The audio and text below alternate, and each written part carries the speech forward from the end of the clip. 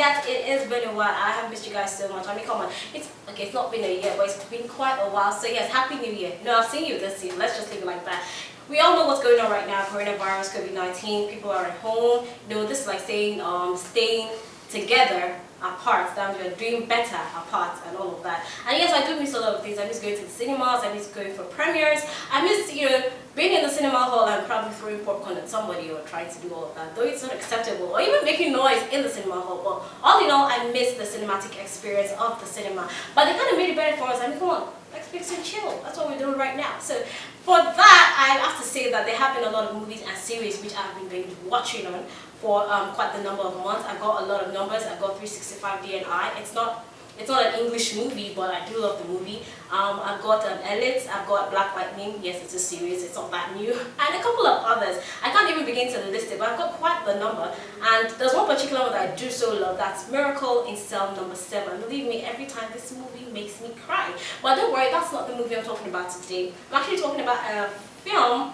that came out in 2019 but made its way to Netflix this year, that's 2020, directed by Tokwe Alaki. And believe me, this movie has a really strong message for the audience, both old and young alike. And another one is a series that came out, released by Ebony Live TV onto Netflix. It came out August 8th, and believe me, I have so much to talk about on that series, but I will give you that one next I come in. But today, Nimbe, that is the movie that is the focus of the day. Nimbe is a movie that talks about the street life, drugs, family life, education, sex, and a couple of other things I believe is necessary for every old and young person of this generation, especially in Nigeria, to be aware of right now. So let's just go straight to it and not waste your time.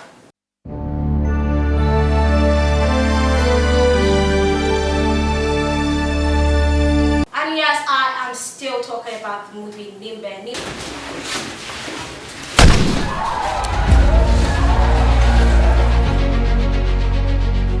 Is one movie that, just like I said, has a really strong message. As said before, directed by Tokwe Alaki, and it is a 1 hour 52 minutes worth of every second and every time I spent watching it. It's about a young boy struggles to find acceptance, not just in school but in his family as well, because there's so much going on at home, and he was looking for the best exit, or should I say next best way to feel accepted and loved and all of that. And unfortunately, he finds himself in the street life and all of that, and unfortunately these are things that he never foresaw for himself. And this movie has one very strong elements of social discrepancies that happen, because let's talk about, first of all, his family. Unfortunately for him, or should I say fortunately, he was an only child.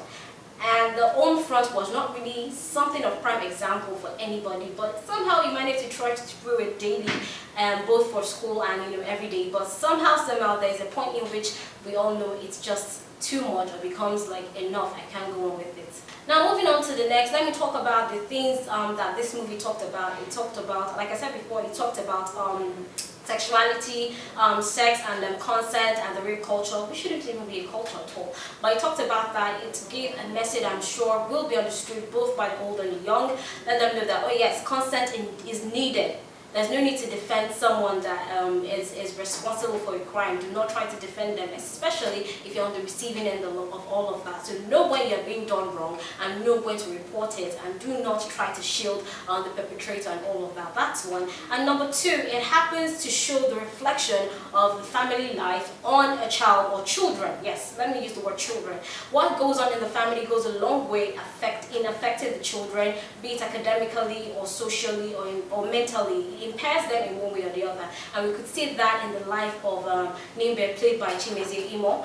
And we saw that as much as he wanted to continue that part of the years, I'm a straight A student, I could be the better person and the bigger person. It just came to push. It just came to a point where push came to shove, and he just had to do something about it. Now this happened or should I say there was an intersection between this and the rest of the story when he came across as a friend by the name of Ralph, who kind of introduced him to the street life and every other thing that comes with it, the drugs, the smoking, and all of that. Now, for him, for Nimbe, that was just a point of, should I say, escape. He was able to just be like, oh yes, I have an escape from what goes on in my house. It's like a way away from reality. I can be like, oh, I can be enjoying myself. I can be happy in this small time, this safe spot. When I am drinking or I'm under influence of substance, I am okay. I'm not thinking of what's going on in my life. But once that is over, it's like it's back to square one. So it was like an escape for Nimbe, and unfortunately, it kind of morphed into other parts of his life, and till the end and all of that. Till,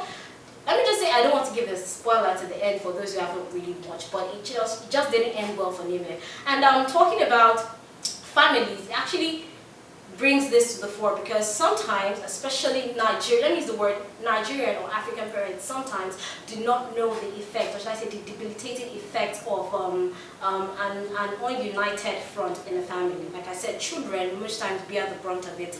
Another thing I do like though is the fact that although AK is a drug lord played by Kelechi Udegbe. The thing is, he's a drug lord who wants to infiltrate all the drug markets in Lagos and every other state in the country. But even with all of that, there's one thing that stood out about AK was that he had a really, really strong love for his younger sister, who, according to him, was a representation of his mother.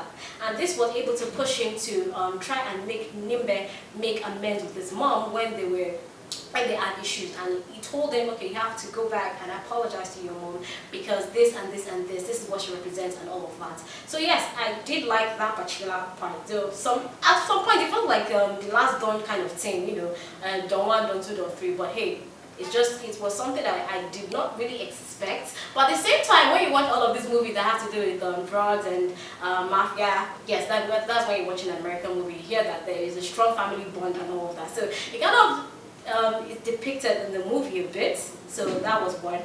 But all in all, I'd say Nimbe did a really good job because it was worth every second I watched it. The characters played their roles well. For Chimezie Imo, who played Nimbe, at some point, I will be honest, I felt now this is not to bring down the quality of the movie. No, the movie actually did justice to itself. But what I'm saying, at some point I felt Nimbe was a bit older than the character I portrayed, as a secondary school student.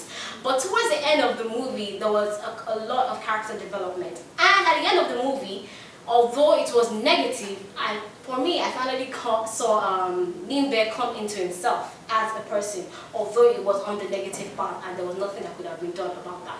But all in all the characters, and Odunlade Adekola, who played Benji, that is the Nimbe's father. At some point, let's be honest, sometimes I'm like, guy, are you struggling with pidgin? But all in all, he still did really good, both character-wise and language-wise. And Tony Abraham, like I always say, is one character who is just totally talented, because she played the character of someone is either Akwa Ibom or Calabar by the name Uduak. So for her to have the accent, the speech, I was like, okay, yeah, she really tried with this, because I'm sure she had to do a lot of, if not a lot of research, but at least she had to have looked at someone or watched someone who had that kind of accent to depict, oh, this is where I'm from. And yes, she really did that a lot. And trying to marry the character of Uduak with Benji, it actually shows a reality of what goes on in society, because as much as people try to shy away from, oh yes, in fact, in society these days, most people would rather like put their eyes in and be like, oh yes, I'm seeing it, but I'm not going to acknowledge it because,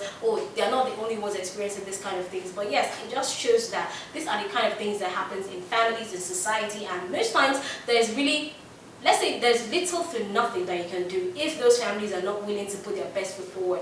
And this was seen towards the end of the movie when both Uduak and Benji decided, okay, we're going to try and put this family back together. But unfortunately, at that point in time, let's just say things had actually gone AY and there was nothing really that they could do to salvage the situation. So at the end of the day, Nimbe fell to the wayside. He was supposed to be a protege of AK, that's the drug lord, and in the course of being entangled with the things that happened within AK's family and AK's cabinet of runners and rollers and everything, he ended up going to prison because he decided to, should I say, avenge the honor of AK's sister, who was raped and at the end of the day committed, or should I say, had gone for an abortion and lost her life. It wasn't really a happy ending movie, it wasn't a happy moment, whatever, but what I just have to say is the movie was worth every second. The message was clean, it was straight, it was concise. There wasn't unnecessary drama that wasn't needed. Like everything that happened was in correlation to something. It had something to do with something. So I really liked the structure of the movie, how it all came together. There wasn't, like I said, there wasn't a lot of unnecessary backstory. Everything kind of gelled. Though I still question what Brad Shaggy's character was doing. But hey, sometimes every movie needs what you call comic relief. So yes, that was probably one of the things that the parts that he played there. But all in all, I do love the movie. And the setting of the movie was actually shot in Ibadan, yes. And honestly, at some point, I did not even know it was shot there because they didn't how will I say, they didn't put so much emphasis on, oh yes, this kind of locality and whatsoever. But all in all, the movie did a good job. It also kind of shows the struggle of students. Yes, it did show the struggle of students because academically, most times when you see teachers trying to teach students, it's hard for most teachers to relate with students on another level because they feel, oh yes, I just come to class, I teach you. Only the trained ones and only the ones who are really particular about their students and their job are able to like deduce probably something is wrong that is affecting your grades and all of that. And this was seen because not all teachers are able to do that. And unfortunately, there is a bit of stigma when it comes to public school students. Let me say that because in the movie, most people could see is that because of things that were going on at home, it being a public school setting, well, these were some of the things that led to this and all of that. But let's not forget, anything can happen at any time. So it's not just the public school system. It's not just that, because if we notice, Ralph was actually from the better strata of society. His parents were quite rich and all of that, but somehow it still fell by the wayside because there were also, shall I say, there were factors that were alike when it came to the life of Nimbe and Ralph. But all in all, generally, really good movie. It will be worth your time. It's not something that you'll be regretting to watch. So yes, a big kudos to the cast and crew, to the director, to the script writers. Yes, they did a really good job, and let me just say I love it totally. So yes, I would recommend you watch this movie. I would really recommend you watch it.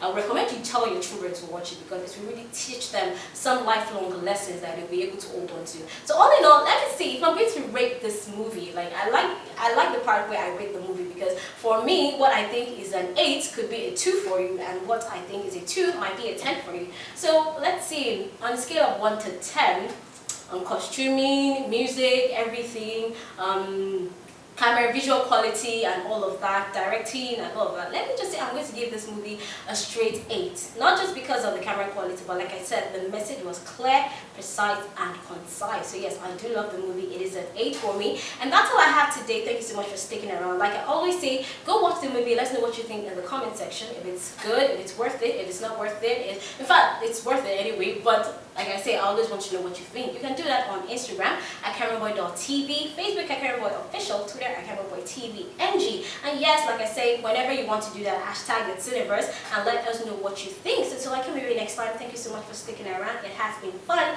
Until later, adios guys. I am still Wati Fairwini. Peace. But for all the money we I spend on you to go school, you waste everything for here. Enough! Let me tell him how he has failed as a father. But this is home now.